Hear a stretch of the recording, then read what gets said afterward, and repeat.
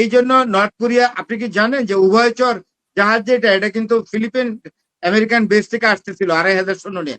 এখন বোধহয় রাস্তায় আছে না, কতটুকু এসে পড়ছে আমি জানি না। সাথে সাথে নর্থ কোরিয়ার পাগলা, নর্থ কোরিয়ার এই যে আপনার সাংঘাতিক ডেসপারেট, বলছে যে হ্যাঁ না বলে নাই তো, অ্যাকশনে গেছে, অ্যাকশনে বলবে কি, ডাইরেক্ট তার মিসাইল ওপেন করেছে এবং নিউক্লিয়ার বোমা মিসাইলের মাথায় লাগিয়েছে। যেহেতু ফিলিপাইন এবং নর্থ কোরিয়া পাশাপাশি না, একই জোনে, তো এখান থেকে যদি মোবিলাইজ করেছে, যেহেতু আমেরিকান ট্রুপস মোবিলাইজ করেছে জলচর উভয়চর জাহাজ দিয়ে, সুতরাং আমার নিরাপত্তা বিঘ্নিত হতে পারে, তাই আমাকে অ্যালার্ট থাকতে হবে। তাই আপনার যে নর্থ কোরিয়ার যে শাসক সাথে সাথে তার মিসাইল ওপেন করে দিচ্ছে। ওপেন মানে ফায়ার করে নাই, মিসাইল রেডি করছে এবং নিউক্লিয়ার মিসাইল তাক করেছে। এতে আরো ডোনাল্ড ট্রাম্পের মাথা নষ্ট হয়ে গেছে। এবং যদি এখন এই পরিস্থিতিতে যদি এই নর্থ কোরিয়া থ্রেট করে যে সমস্ত মানে ফার ইস্ট থেকে যতগুলো আমেরিকার যতগুলো মিলিটারি এস্টাবলিশমেন্ট আছে সব উড়াই নিবা, তা না হলে আমি মিসাইল মারবো প্রত্যেকটার উপরে। নর্থ কোরিয়া যদি বলে তখন কি হবে? চতুর্দিকে কিন্তু ডোনাল্ড ট্রাম্প আগুন লাগিয়েছে, নিজের অজান্তেই বানরের লেজে আগুনের কুণ্ডুলি বেঁধে দিলে যা হয় তাই হয়েছে। জি, এখন যদি ফিরে আসি ইরানের বন্ধু, আসলে ইরানের কোনো বন্ধু রাষ্ট্র তো আমরা তেমনটা দেখি না। আপনার কাছে আমার প্রশ্ন যে আপনি ইরানের এই যুদ্ধ শুরু হওয়ার পর থেকে চীনের ভূমিকা কিভাবে দেখছেন, রাশিয়ার ভূমিকা কিভাবে দেখছেন, লেবাননের ভূমিকা কিভাবে দেখছেন, হেজবুল্লাহ, হুতি, হামাস তো আসলে আছে কিনা আমি জানি না, মানে মানে এরা আসলে ইরানকে হেল্প করতেছে কিনা? আগের চেয়ে শক্তিশালী হামাস। এখন আসি আমি বলি আপনাকে, ইরানের সাথে কিন্তু 4টা প্রক্সি গ্রুপ আছে, মানে 3টা, ইরানকে নিয়ে 4টা। ইরানকে কে বলে এলো? ইরানের সাথে হিজবুল্লাহ আছে, হামাস আছে, হুতি আছে, প্লাস ইরান, 4টা না? এবং এই 4টাই কিন্তু অ্যাক্টিভ। আপনি কি জানেন হিজবুল্লাহর হাতে কতগুলো? আপনার সিঙ্গাপুরে একজন আমেরিকান অ্যানালিস্ট থাকে, সরি ব্রিটিশ অ্যানালিস্ট, আপনার দেশের অ্যানালিস্ট, উনি সিঙ্গাপুরে সেটেল হয়ে গেছে, international defence analyst mister James. উনি কি বলেছে জানেন? উনার একদম পুরা রিপোর্ট ওনার কাছে আছে। এই হিজবুল্লাহদের 50,000 মিসাইল আছে মাদারি পাল্লার, এবং Hezbollah is knocking at the door of the door, Hezbollah is knocking at the door of Israel. এবং মাদারি পাল্লা এবং শর্ট রেঞ্জ মিডিয়াম রেঞ্জের 50,000 মিসাইল আছে। তেল আবিব একেবারে কি করে ফেলবে আপনার। এখন তো হিজবুল্লাহরা খুব টাইটলি রেসপন্ড করতেছে ইয়ার দিকে, ইসরায়েলের দিকে। প্রচুর বোমা মারতেছে লেবাননে, এই পর্যন্ত লেবাননে মারা গেছে। আপনি আর হামাস কিন্তু, হামাস দুর্বল হয়েছে কই? আমাদের 2-4টা মারলেই কি দুর্বল হয়ে যায়? Hamas strongly United. হুতিরা আগের চেয়ে অনেক শক্তিশালী। হুতির হাতে মিসাইল আছে, হামাতের হাতে মিসাইল আছে হিজবুল্লাহর হাতে অনেক missile, 50,000 missile. It's a great number, exactly to create serious casualty in the city of Tel Aviv and Haifa and any other business important hubs of Israel. জি, আর চীন রাশিয়া কিভাবে হেল্প করতেছে এখানে, আপনি কি এটাকে মানে সন্তোষজনক second question is very important.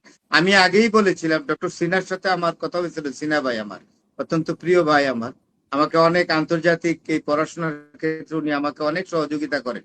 আপনার সাথে তার ভালো সম্পর্ক আমি জানি।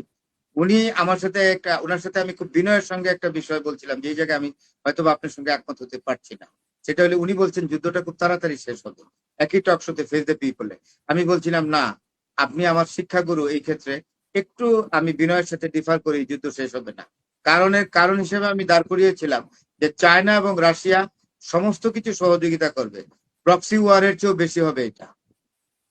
এটা হবে অন্য স্টাইলের প্রক্সি ওয়ার, এটা ট্রেডিশনাল প্রক্সি ওয়ার না। It will be a different type of proxy war that Russia and China will give to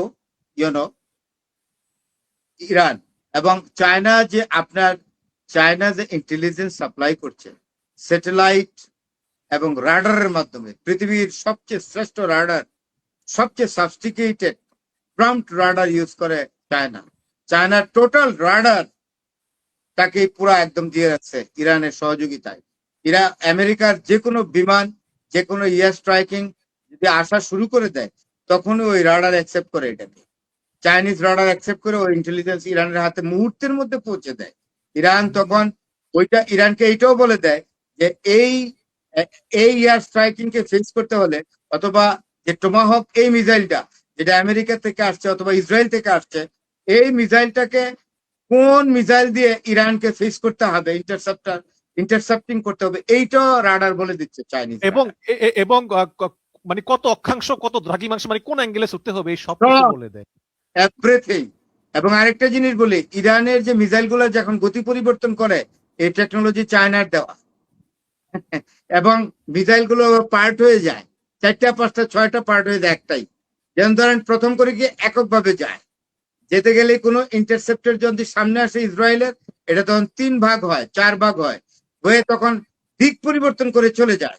আর এখন যে শাহেদ ড্রোন এবং ওই যে খাইবার মিসাইল যেটা হচ্ছে, এখন ইরান যেগুলোকে এখন পুশ করতেছে, হ্যাঁ নতুন একটা ছুটতেছে, এটা আগে কখনো ছড়ে নাই, নতুন মিসাইল।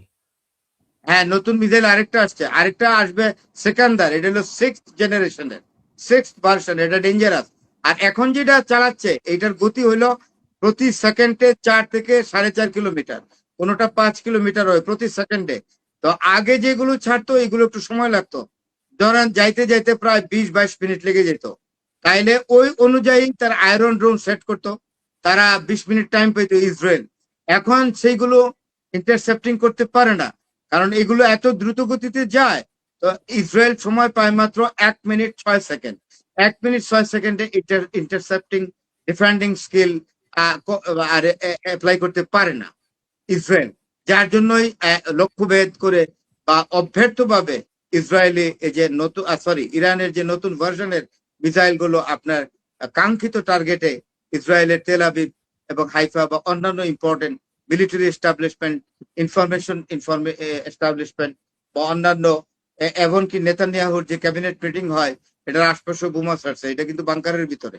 নেতানিয়াহু ওনাকে দেখা যায় না কেন? অনেকে বলে দেখা যায় না, he has already taken asylum and resort under the bunker. আচ্ছা, বাংকার হলো এখনকার বাড়িঘর।